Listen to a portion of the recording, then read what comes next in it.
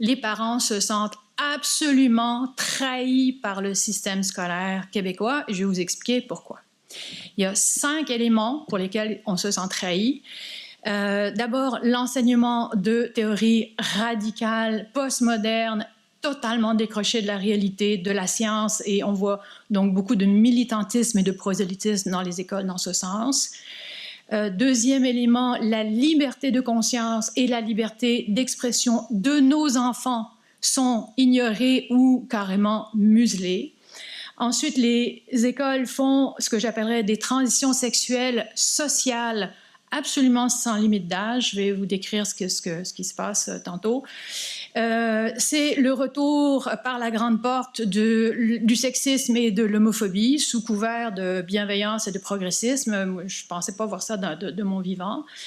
Et finalement, non le moindre, l'école est absolument responsable pour la dégradation des relations entre l'école et les parents, mais aussi entre les enfants et les parents. Et ça les fâche. Ça fâche les parents énormément. Alors, je vais reprendre les 5 éléments. D'abord, les enseignements. La théorie, on l'a vu, ça nous a été expliqué, c'est une théorie enseignée comme une vérité. Et au-delà du fait qu'il y aurait 2 sexes ou un spectre de sexe, ce qui est extraordinaire, c'est qu'on dit à nos enfants de 4 ans, 6 ans, 8 ans, 10 ans, 12 ans, l'humain peut passer d'un sexe à l'autre, on l'a bien vu dans la capsule de Télé-Québec.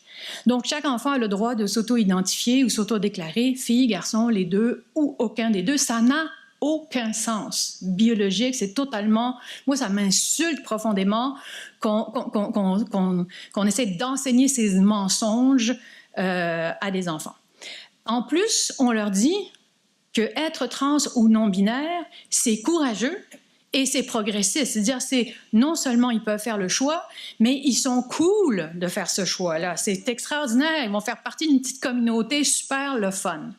Et la quatrième chose, c'est que même si un enfant, lui ou elle est tout à fait correct, fille, garçon, on va lui dire, mettons une petite fille, qu'un petit garçon s'identifie comme fille puis il veut aller dans les toilettes des filles puisqu'il s'identifie comme fille, on va dire à cette petite fille qui dit « Ben non, Jérôme, je le connais, ça fait 3 ans que je le connais, c'est un petit garçon. » tu sais, non. Tous les autres enfants doivent absolument accepter la réalité de la transition sous peine de transphobie. On ne va pas dire qu'ils sont transphobes quand ils ont 6 ans.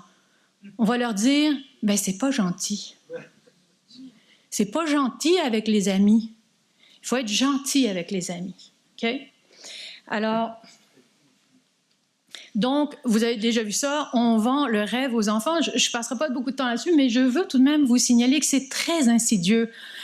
Parce que le jeune garçon qui a l'air sympathique, là, qui rêve d'être une fille parce qu'il veut être traité en fille, c'est un jeune garçon en surpoids qui rêve d'être une ballerine mince. C'est tout de même pas innocent. Et la jeune fille qui rêve d'être un footballeur avec des muscles, c'est une jeune fille handicapée.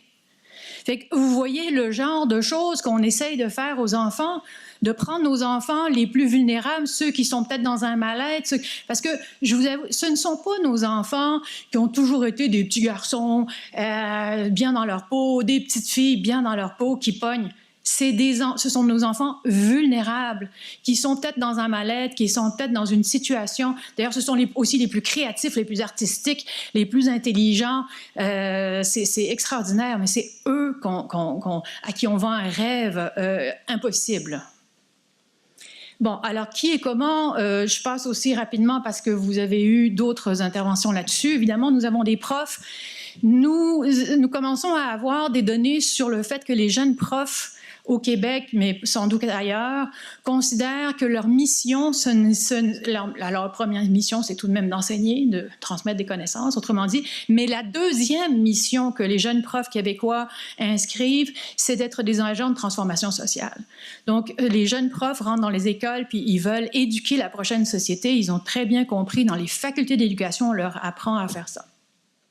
On a aussi les autres intervenants scolaires, évidemment, infirmières, travail social, psychologues, scolaires, etc. Tout le monde est dans le même, c'est un système. Et ce système invite des tiers qui rentrent dans les écoles. Alors, vous avez le GRI, le JAG, Ça, c'est extraordinaire. Le JAG, ils vendent aussi des prothèses aux enfants. Hein. Ils ont des rabais sur dont ils parlent sur leur site web. Il y a des annonces pour des rabais sur du matériel d'affirmation, c'est-à-dire des binders. Ce sont des corsets pour les filles. Imaginez les corsets du 18e siècle, les corsets qui cassaient les côtes des femmes. Là. Ben maintenant, c'est vendu à nos jeunes. Donc, avec prix d'amis si vous allez au JAG. Et pour les garçons, ils appellent ça des hidden cherries. C'est joli. Hein? On cache les petites cerises. Elles ne sont pas bien grosses pour les enfants, là, OK? Mais les garçons, alors je ne sais pas si vous vous rappelez, moi je suis assez vieille pour me rappeler qu'il y a eu toute une controverse sur les jeans serrés pour les gars, puis le taux de spermatozoïdes, etc. C'était trop chaud. Ben, là, on vend des sous-vêtements à des garçons pour rentrer leurs organes génitaux en dessous, là, pour qu'on ne voit pas, pour qu'ils paraissent être des filles. Bon, ça, c'est le système qu'on fait rentrer dans nos écoles, les tiers qu'on fait rentrer dans nos écoles, sans aucun problème. Bon, vous avez également, évidemment, des outils dont on a parlé. Les conséquences que nous, on voit en tant que parents. On a des enfants en pleine construction identitaire qui sont totalement déboussolés. Des enfants à qui on dit être fille, être garçon, ça ne veut plus rien dire. Monsieur, madame, ça ne veut plus rien dire. Maman, papa, ça ne veut plus rien dire. Alors, on a, par exemple, sur notre site web, il y a des témoignages, je vous invite à aller voir notre site web, une jeune fille qui rentre à la maison, qui dit « Moi, j'étais tellement fière. » Vous imaginez une fille en 6e année, secondaire 1, en pleine construction identitaire de fille. Tu sais, je me rappelle à quel point, moi, je me sentais pas super bien à cet âge-là, là, puis j'étais en train d'essayer de me valoriser, mon estime de soi, etc. On a toutes connu ça.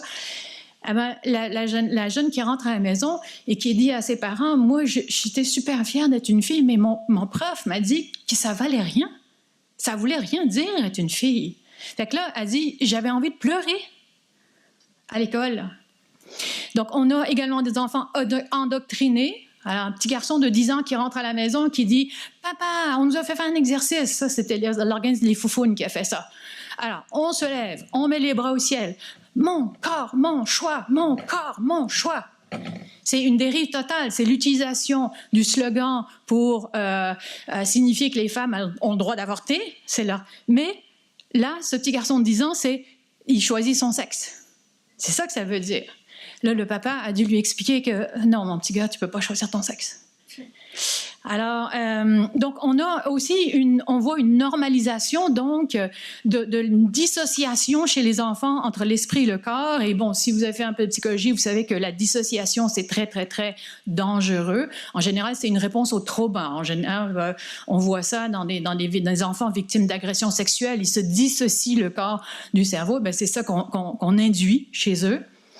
On a des enfants sans mots exacts pour comprendre la réalité, leur corps sexué, on partie du milieu, etc. Bon, il y a une histoire en Suède d'une petite fille qui a pas pu, qui avait allégué d'une agression sexuelle, mais comme elle n'avait pas pu nommer son vagin parce qu'elle connaissait pas le nom de son vagin, on lui avait donné un autre nom. On a décidé que c'était pas une agression sexuelle, elle n'avait pas vécu ça parce qu'elle pouvait pas dire le monsieur il a mis quelque chose dans mon vagin. Toute discussion scientifique sur les différences entre mâles et femelles sont pas possibles. À l'école, on ne peut pas parler de la violence masculine, puisque les hommes, c'est tout le monde qui se ressent, etc. Alors tout ça, c'est évacué. Et évidemment, les enseignements sur la sexualité sont totalement compromis.